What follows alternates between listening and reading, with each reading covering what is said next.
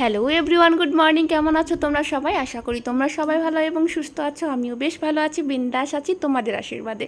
তো বন্ধুরা, আজকে আমি ছোট্ট একটা ভিডিও নিয়ে চলে আসলাম আমার ছোট্ট সোনাকে নিয়ে। এই দেখো, আমার মাম্মাকে সকাল সকাল সাজাচ্ছি। কেন বলো তো? আজকে আমার মা যাবে মন্দিরে, শীতলা মায়ের পুজো শুরু হয়ে গেছে। তোমরা সবাই জানো আজকে থেকে মায়ের পুজো শুরু। তো আমার মাকে রেডি করিয়ে দিচ্ছি, ও যাবে মন্দিরে সুন্দর করে মা দুর্গা সেজে। এটাও একটা দুর্গা পূজা, চৈত্র দুর্গা পূজা, অন্নপূর্ণা দেবীর পূজা, শীতলা মায়ের পূজা। তো যাই হোক, দেখো আমার ছোট্ট সোনা সুন্দর করে সাজিয়ে দিয়েছি। ও অল্প একটু সেজে পরেই উঠে পড়ে নাচানাচি করছে। মাথাটা এখনও চিরুনি করেনি, শাড়ি পরে পুরো নাচানাচি করছে আর গান করছে। ও সাজতে এমনি প্রচণ্ড বেশি ভালোবাসে। তোমরা দেখবে আমার ব্লগ ভিডিওগুলোতে, বড় বড় ভিডিওগুলোতে আমি দেই যে মাম্মা সারাদিনে কত যে সাজুগুজু করে।